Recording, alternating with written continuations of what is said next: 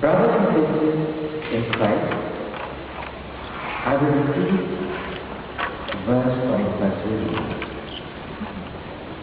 Wisdom has built herself a house. She has slaughtered her beast, prepared her wine.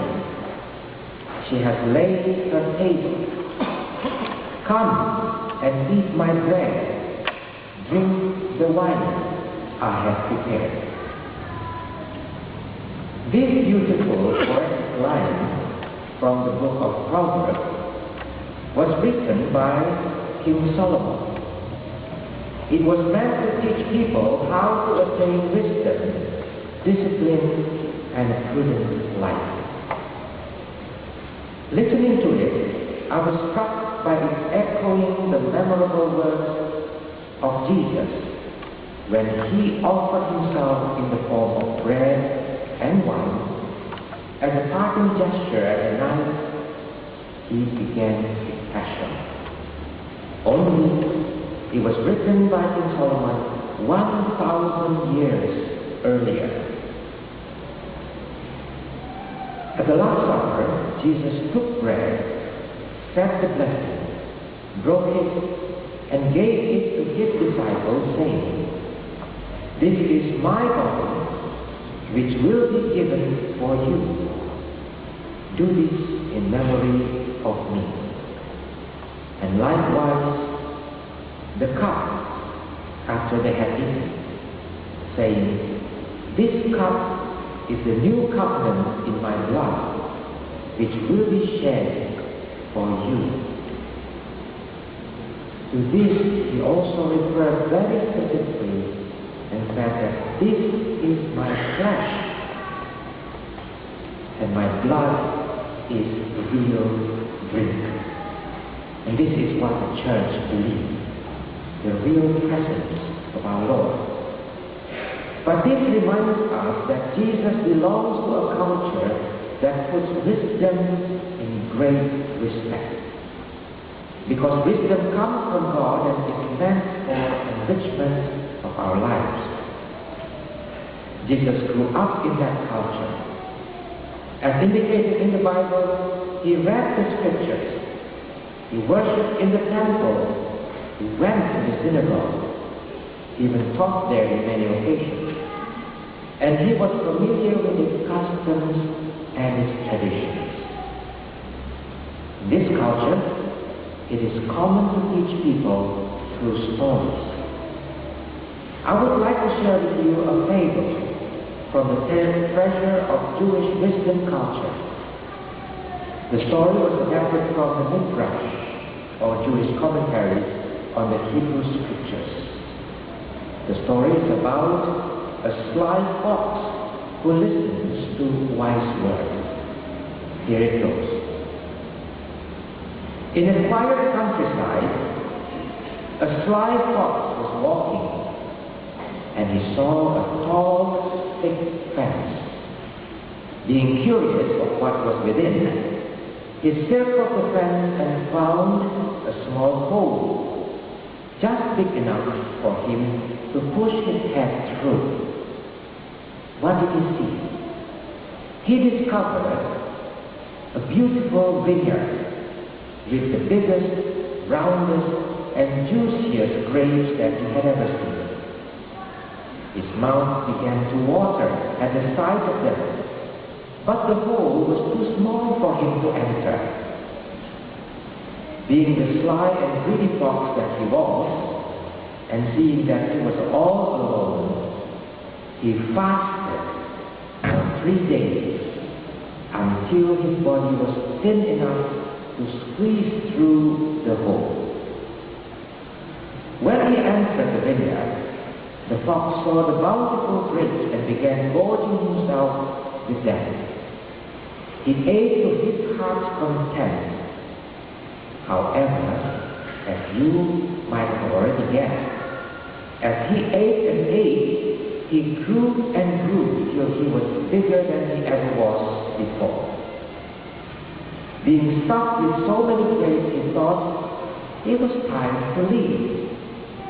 But alas, only his head could pop outside the fence, for his tummy was too fat to go through the hole. The sly fox then fasted for 3 days again, and when he was thin enough, he left the vineyard. Turning back, the poor fox said, "Vineyard, oh vineyard, how lovely you are, and how lovely are your fruits and vines. But what good are you to me? Just as I came to you, so I leave you just as hungry and as tired." Just then the caretaker of the vineyard was returning from a faraway village and heard the poor fox's words.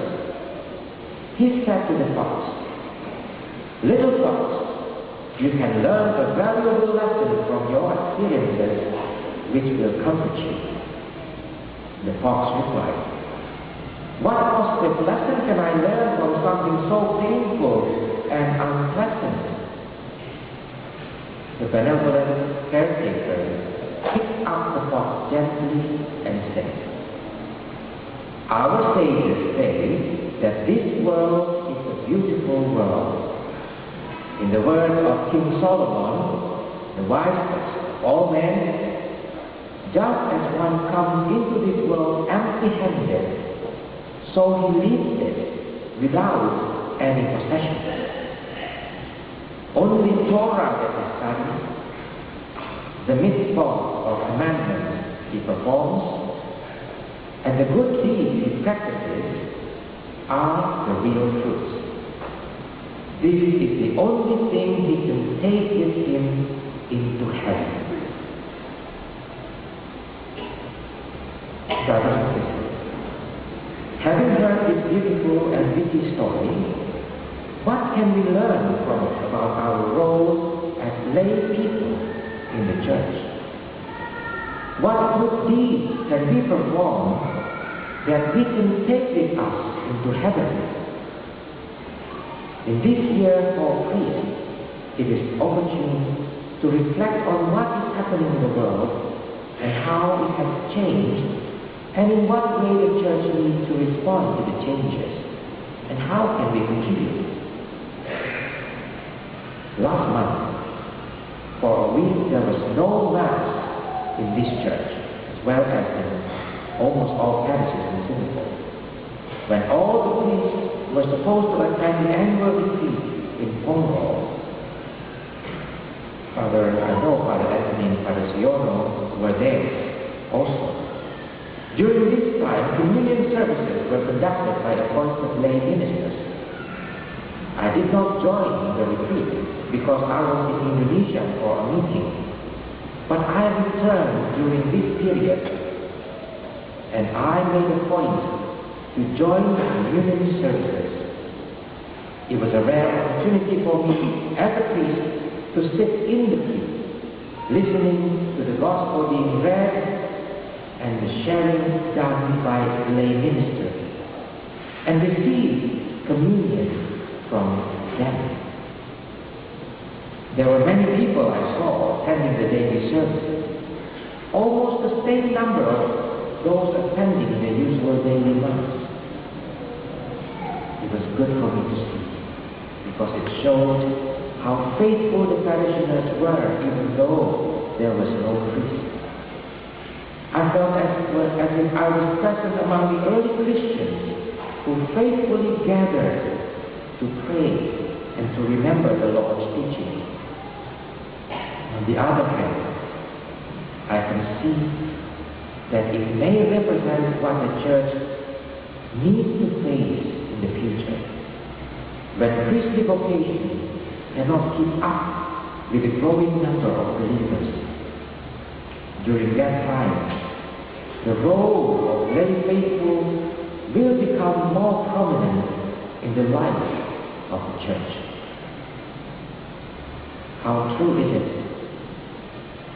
We have just heard sad news, the ecstasy, that our